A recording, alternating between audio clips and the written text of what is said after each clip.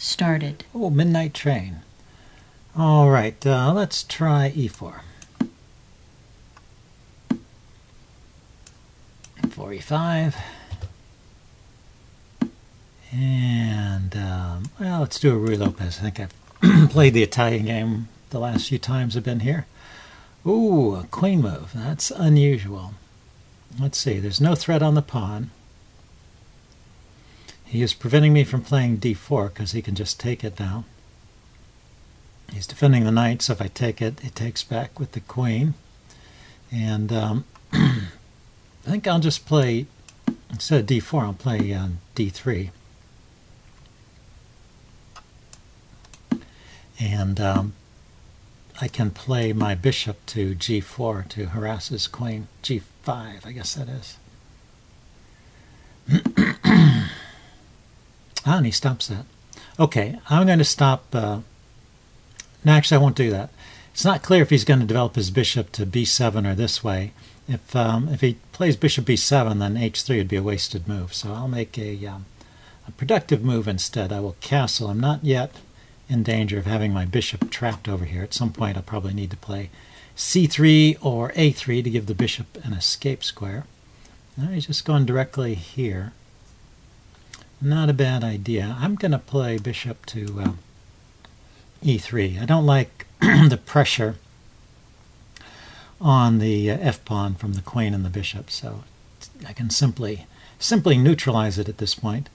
And whether he exchanges or not, this adds more support to the d4 square, so I can play things like c3, d4 here. And he still hasn't committed his light-squared bishop. If he plays this way, now he's threatening to pin the knight. And so in that case, I will stop that because I need the knight to support the d4 push.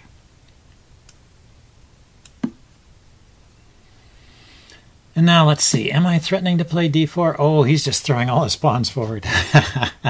Okay, I have to stop and think about this. If he plays here and I take, he can take with the bishop and get a pin. Yeah.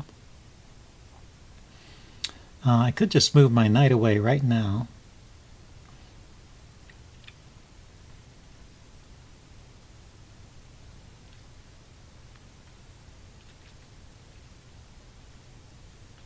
I wonder if I could play something like queen to d2 and take here with the knight. Knight takes, pawn takes, bishop takes. And it opens up lines to my king. It's probably not a good idea. Taking here with check is maybe possible. Okay, so the question is, what am I going to do on g4? Am I going to just, yeah, let's defend. Let's defend against g4. I want to just take it if he plays g4.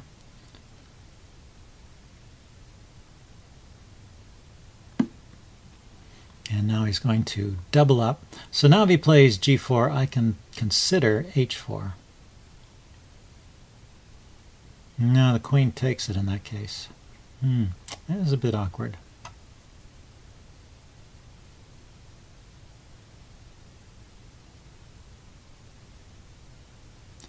But he has left he has left g4 undefended. So let's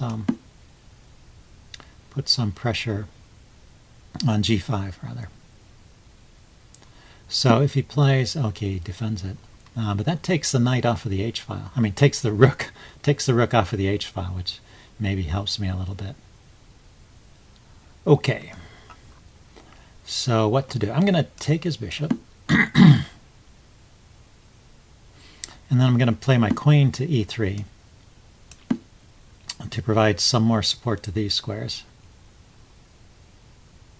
And also to free up the square e2 for my knight.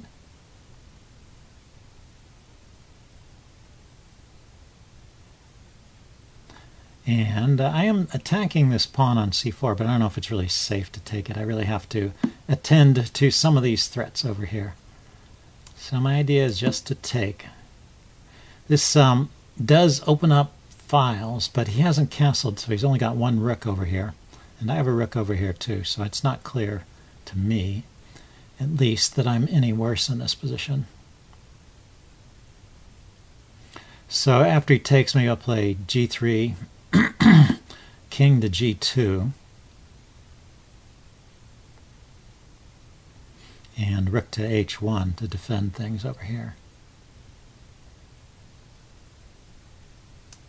And it's a bit of a shame. This knight is kind of trapped over here, so I probably am not playing this the best possible way. His queen can't get to the h-file immediately. Yeah, his rook can. But I can get a rook to the h-file as well. I was just saying that these squares are covered. The queen can't go here because of the pawn, and it can't go here because of my queen.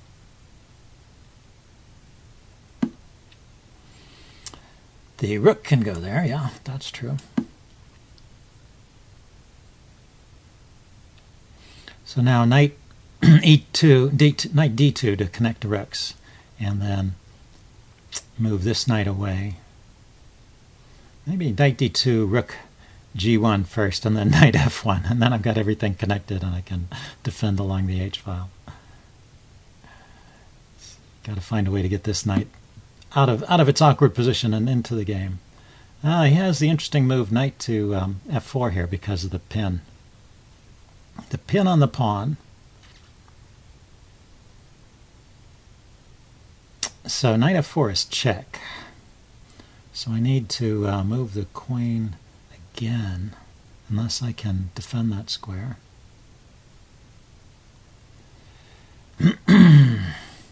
Knight takes here, hits the queen. Bishop takes, rook takes, bishop takes, queen takes. It's possible. Knight takes here. Knight takes check, pawn takes. Rook takes queen, knight takes queen. So I think knight takes pawn is working. Knight takes, rook takes rook. Knight takes queen, check. Yeah, so he has to deal with the knight because I'm taking the queen with check. He comes here with check, I'll just take it. If he takes my queen, I take his queen with check.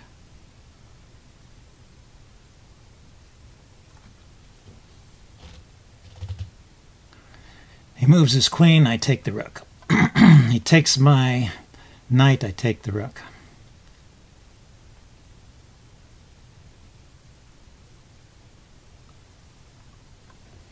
Let's see how this works out. It's a pretty interesting game.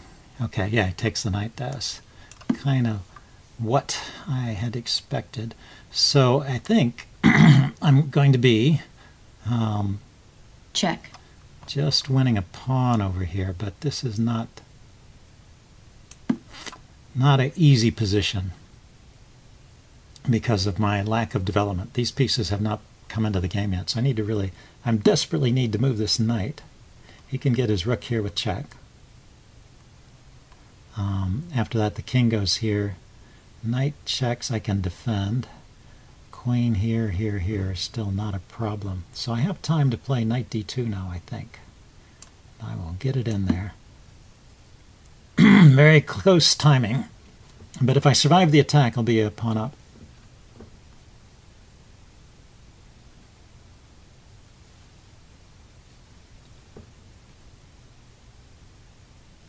Check.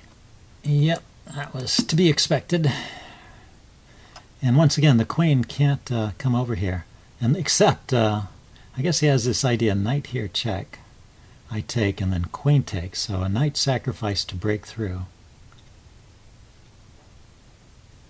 Knight here, check. I don't have to take. I could walk away with my king, perhaps. Knight, knight h4, check, king f1. And there's no more checks with the king on f1, but he can bring his queen to the h-file. Okay, he's not doing that. But he's pinning the pawn, which threatens threatens a knight to one of these squares. Let's see how to deal with that. Best way to deal with that. How about if I just walk away with the king?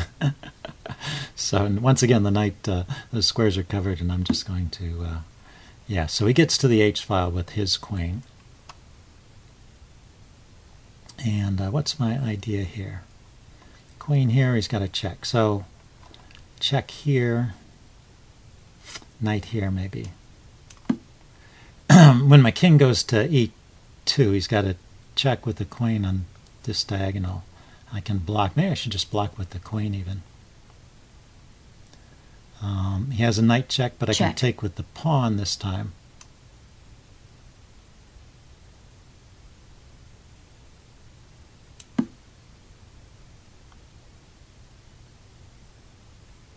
And given one more free move, I can get the king over here, the rook over here to the king side. And everything will be defended at that point. This bishop is hitting, he's got loose pawns all over his position here, so if the attack ever slows down, I can start grabbing stuff. For example, this pawn on f7, this pawn on c5 was also loose, although I'm not attacking it currently. If he pushes c4, I can take. The knight check I can take. He just goes there. Okay, so that alleviates some of the pressure, but I think it leaves me in a winning position. I'm just going to play my rook to the h-file and activate. So let's see, what's hanging? Okay, he's defended that pawn. Yeah, let's get the rook into the game.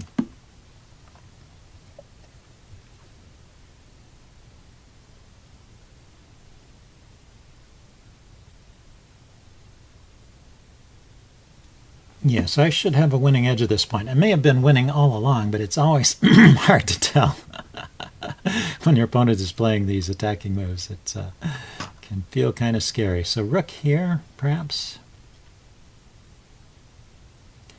Rook h5 to f5. So on h5, knight here to attack it doesn't work.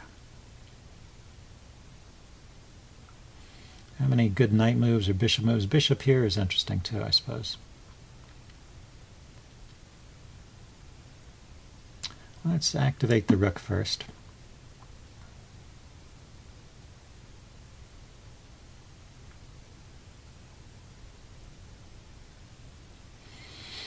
Knight h4 to f5 is also an interesting idea.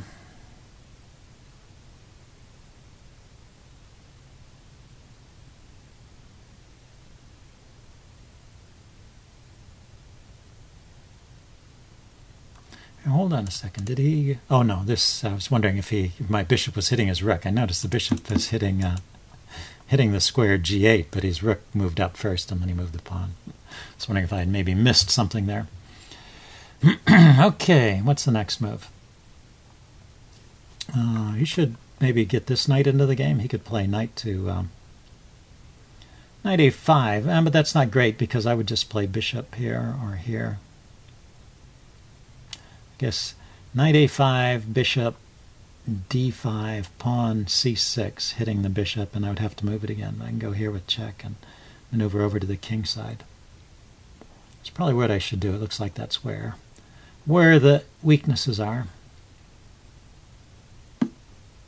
The king is covering that square. That's interesting. Another way to use the bishop. Okay, well, first rook to f5. Let's consider that. I'm attacking a pawn, and I'll just win it if he doesn't defend it. And if he does defend it, then it leaves... Oh, I could defend with the king, too. The king could go to this square. The king could go to e7, or I could play rook to f7.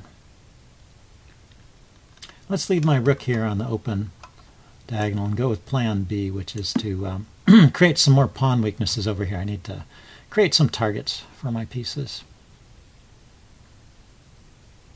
Need to figure out how to activate this knight. I finally got him over here, and I'm not sure I like him here so much. Okay, that's interesting. He gets a tempo on the bishop at a time when I can't play here because I'll lose that pawn. It's not clear that that's the greatest pawn in the world, but I want to hold on to it.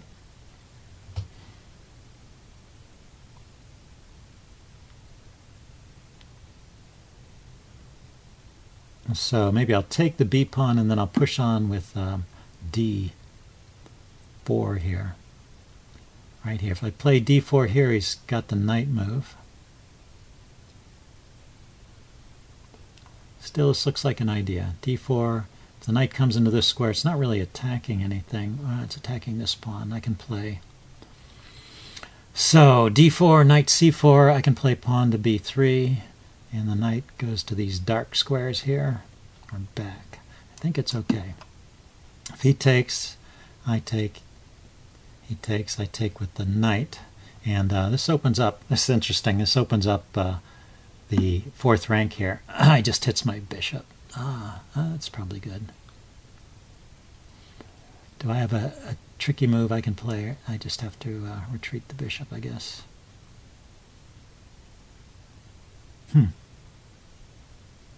Yeah, I don't want to play the bishop to d3 and have it subject to another tempo with the pawn to c4. A knight is on the corner of the board is actively helping him out.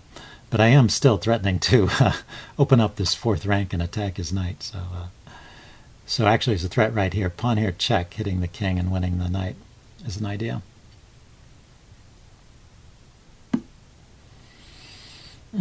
Okay, so knight takes, check. Check.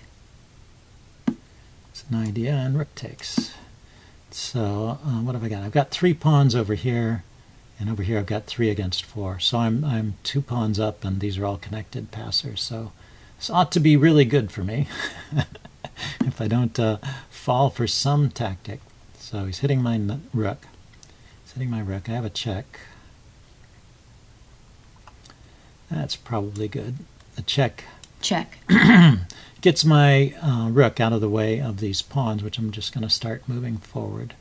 This pawn is under attack. I can't immediately start moving him forward, can I? And he can attack. He can attack. Okay. And my knight, my bishop rather, has almost no squares. So I'm thinking I need to really move this pawn forward. If he goes forward with the king to e5, I welcome that, because then I can play f4 with a check, and then I can play my king to f3, and that'll solve a lot of my problems.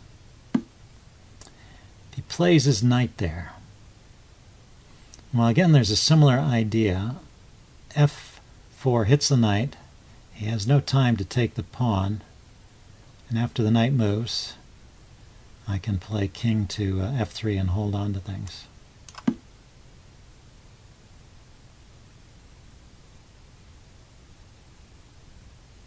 And if his knight goes to... yeah, good. So now I can slowly start advancing these pawns. And in particular, I get the e5 move and liberates my bishop. That's a big deal.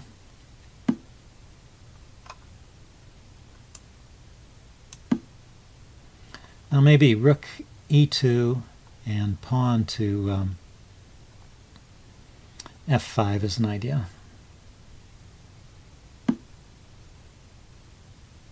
Okay, once again his knight is threatening to come into these squares. Now let's defend this pawn. Defending the e pawn so I can push the f pawn, basically, is my idea.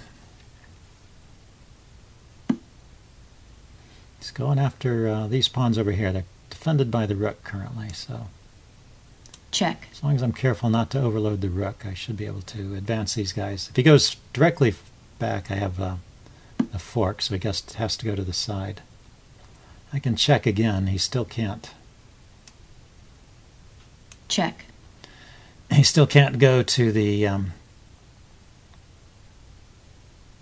square on e7. He's got to go to e8 or over to the c file.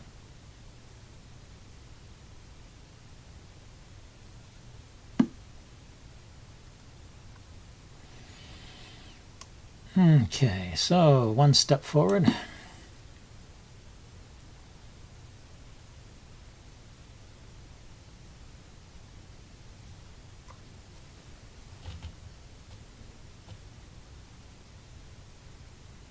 It should be a straightforward win. I just keep marching. As long as he can't break through over here on the queen side, I have to keep an eye out. So his bishop is actually doing a useful job. And one idea is to get the knight out of the way of the a pawn and push it through, sacrifice on b2, and then push the b pawn in. And I'm able to defend against that with this setup. He's got a check here. I'm just going to take it if he plays the check.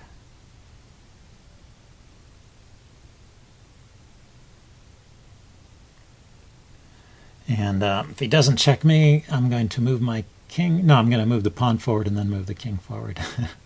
Well, depending on where his rook goes. If his rook goes off this file, then I can just play my king forward. But otherwise, I have to keep this pawn moving along with me. I don't want to give up that pawn for no particular reason.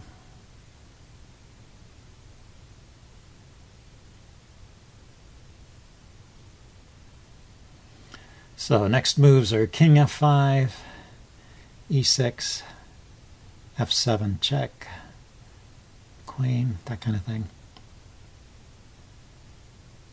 These onrushing pawns are very difficult to stop. So now I've got a check here with the rook. The king was covering these squares. Yes, this check is winning a piece at least.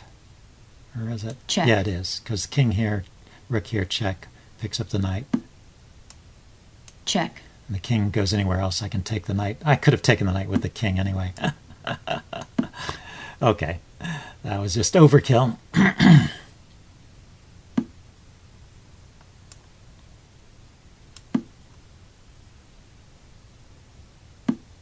Just to eliminate checks. Okay, so pawn here. He's got a check here, and he can also take the bishop. But I'm threatening to check and queen. Check.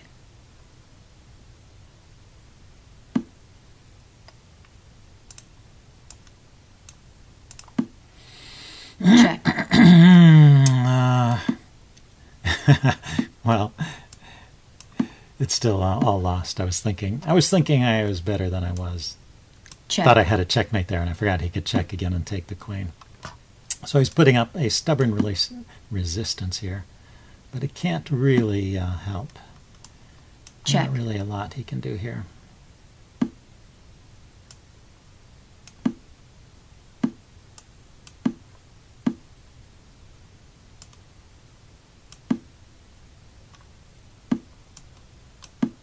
So what I'm going to do is sacrifice the rook for this last pawn